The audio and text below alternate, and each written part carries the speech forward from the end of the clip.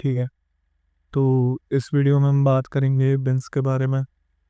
Beans क्या होता है और क्या यूज़ होता है बिन्स का, इन सब के बारे में बात करेंगे। ज़्यादा डीप में नहीं जाऊँगा वरना तुम लोगों के सर के ऊपर से चला जाएगा। मुझे बहुत सारे लोगों का मैसेज आता है कि सीसी चाहिए। मैं उनसे पूछता हूँ कि बिन्स, उनको कोई आइडिया ही नहीं होता कि बिन्स क्या होता है। बेसिकली बिन्स का फुल फॉर्म होता है, या बिन्स का मतलब होता है बैंक आइडेंटिफिकेशन नंबर।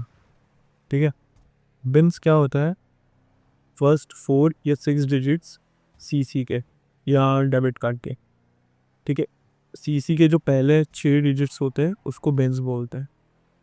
अब ये काम क्या आते हैं वो बताता हूँ। अगर आप बिन चेकर पे जाओगे, अगर आप फर्स्ट 6 डिजिट्स डालोगे सीसी के, तो वो आपको बताएगा कि सीसी किस कंट्री का है, क्या टाइप है इसका, वीज़ा है, क्या है, डेबिट कार्ड है या क्रेडिट कार्ड है, और किस बैंक का। और कुछ हद तक आपको बिन से ये भी पता चलता है कि इसमें बैलेंस क्या हो सकता है। बिल्कुल एग्जैक्ट अमाउंट नहीं पता चल सकता कभी भी कि सीसी में क्या बैलेंस होने वाला है, पर हाँ कुछ हद तक आप अज्यूम कर सकते हो कि हाँ इतने अमाउंट का सीसी मिल जाएगा। ठीक है। तो यही सब चीज़ें होती है बिन्स के अंदर। अब बिन्स क्यों ज़रूरी है ये बात करता है। देखो, कोई भी रैंडम सीसी उठा के आप कहीं पे भी नहीं चिपका सकते। ठीक है। आपने सीसी शॉप से या कहीं से भी, किसी वेंडर से, किसी से भी सीसी लिया, कोई सा भी रैंडम ले लिया और आपको उठा के उसको कहीं पे भी लगाना शुरू कर दोगे तो वो काम नहीं करेगा ऐसा, और ऐसे चीज़ें काम नहीं करती।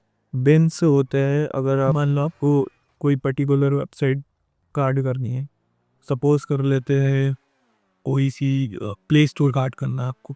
ठीक है। प्ले स्टोर कार्ड करना, तो प्ले स्टोर के लिए स्पेसिफिक बिन होते हैं। अब वही बिन के आप अगर सीसी खरीदोगे तो ही आपका प्ले स्टोर पे वो कार्ड वर्क करेगा, नहीं तो वो रिजेक्ट कर देगा या कुछ भी कर देगा। ठीक है। मतलब एक्सेप्ट नहीं करेगा वो। ठीक है। अब आप कितना भी अच्छा सीसी खरीद लो, अगर वो बिन प्ले स्टोर का नहीं है, वो प्ले स्टोर पे रिजेक्ट हो रहा है, तो वो काम नहीं करेगा उस पर। दूसरी बात के बिन लाए कहाँ से। देखो, सबसे पहला तो तरीका है बिनिंग। बिनिंग सीख लो। ठीक है। बिनिंग अगर आप सीख पाते हो तो ठीक है। बिनिंग सीख पाते हो तो आप ढूंढ पाओगे कि आपको हाँ कौन सी चीज़ के लिए, कौन सी वेबसाइट के लिए कौन सा आपको बिन लगेगा। ठीक है। अब वो एक अलग टॉपिक है कि बिनिंग कैसे की जाती है। बिनिंग एक तरीका ही होता है बिन फाइंड करने का। ठीक है। दूसरा तरीका है ईजी वाला, कि आप किसी बिनिंग करने वाले को ढूंढ लो। अब वो आपको लेजिट मिल जाए वो तो आपके नसीब की बात है। ठीक है। अब लोग मेरे पास आते हैं, बोलते हैं कि भाई कार्ड दे दो। मैं कार्ड दे दूंगा, पर वो चलेगा नहीं चलेगा उसकी मेरी कोई गारंटी नहीं है, क्योंकि तुम्हारे पास बैन नहीं है। तो इस चीज़ की मैं कोई गारंटी नहीं लेता कि तुम्हें जिस पर्पज़ के लिए कार्ड चाहिए वो तुम्हारा काम हो पाएगा। मेरा काम है कार्ड देना, तुम अगर आओगे तो मैं कार्ड दे दूंगा, मेरे को कोई दिक्कत नहीं है।